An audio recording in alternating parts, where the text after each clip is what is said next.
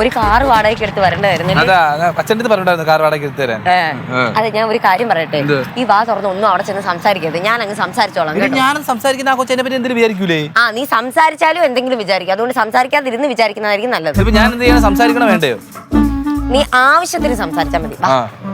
എനിക്ക് ഒരു pineapple juice വേണം. Pineapple juice.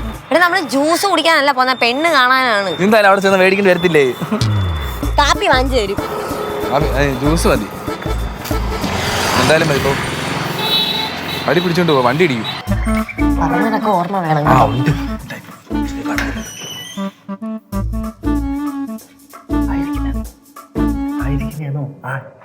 ആകെ ഒരു പെങ്കൊച്ചല്ലേ ഉള്ളൂ ഇവിടെ. അപ്പൊ ഇത് തന്നെ ആയിരിക്കും. നീ ഒരു സെക്കൻഡ്.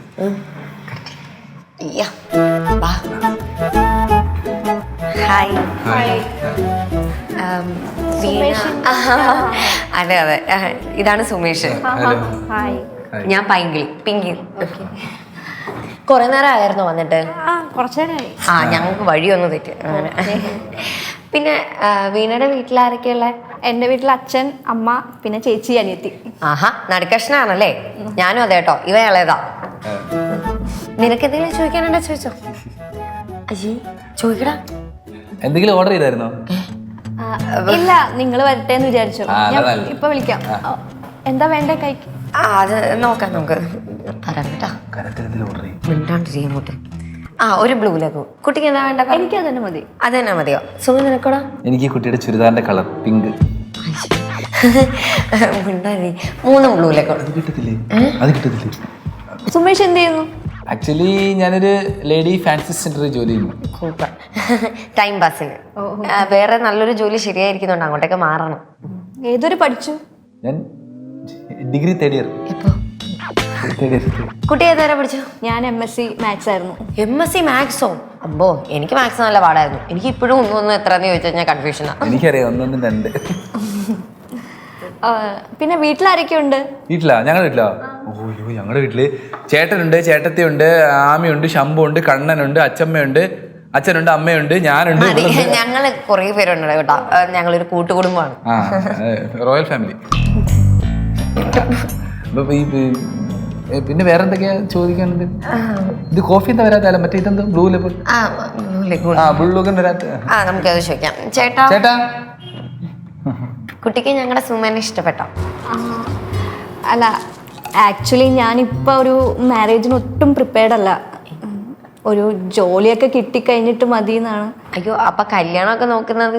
അതിപ്പോൾ വീട്ടുകാർ ഭയങ്കര നിർബന്ധം, അതുകൊണ്ട്. ഓ, അത് ശരി. അല്ല, ഇപ്പൊ ജോലി ഇല്ലേ? അപ്പൊ അതങ്ങ് ചെയ്താൽ പോരെ കല്യാണം കഴിഞ്ഞു?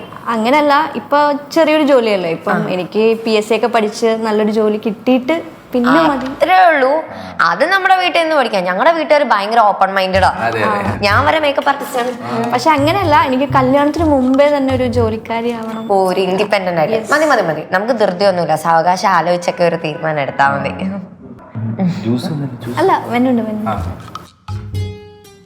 Thank you.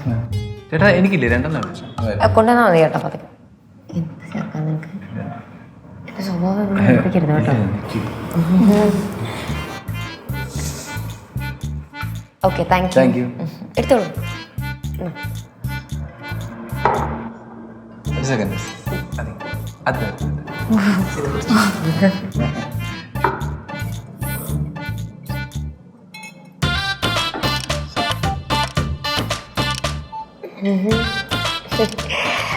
നിങ്ങൾക്ക് രണ്ടുപേർക്കും എന്തെങ്കിലും സംസാരിക്കാനുണ്ടെങ്കിൽ ഞാൻ മാറിയിരിക്കാം കേട്ടോ. ഓ, താങ്ക്സ് ചേച്ചിക്ക്. ശരി. സുമേഷ് മാരേജിന് പ്രിപ്പയർഡ് ആണോ? പ്രിപ്പയർഡ് ആയതുകൊണ്ടാണല്ലോ പെണ്ണാണ് വന്നത്. അല്ല, ഇയാള് പ്രിപ്പയർഡ് ആണ്? ഞാനിപ്പോൾ ഒട്ടും അത്ര പ്രിപ്പയർ അല്ല ഒരു മാരേജിന് വേണ്ടിയിട്ട്. ജോലിയൊക്കെ കിട്ടിയിട്ട് മതി. ആണല്ലേ? അല്ല, ഇയാൾക്ക് എന്നെ ഇഷ്ടമാണോ? ഞാനേ ഓപ്പണായിട്ട് പറഞ്ഞ സുമേഷിന് എന്തെങ്കിലും തോന്നുമോ? മനസ്സിലായി. ഇഷ്ടമല്ലെന്ന് മനസ്സിലായി. അല്ലല്ല, എനിക്കിഷ്ടമായി. പക്ഷെ എന്തോ ഒരു മിസ്സിങ് ഫാക്ടർ. അതിന് ഇഷ്ടമെന്ന് പറഞ്ഞാൽ പോരെ? അല്ല, ഇനിയിപ്പം ജോലിയുടെ എന്തെങ്കിലും പ്രശ്നമാണ്, ജോലിക്ക് പോകണമെന്ന് കല്യാണം കഴിഞ്ഞിട്ട് ജോലിക്ക് പോകാമല്ലോ. അല്ല, എനിക്ക് എന്തായാലും കുറച്ച് ടൈം വേണം. അല്ല, ഞാനിപ്പം വീട്ടിലെന്താ പറയാ, കുറച്ച് സമയം ചോദിച്ചാൽ മതി. കുടിച്ചു. നമുക്ക് അത് ആ, കഴിഞ്ഞിട്ട് ശരി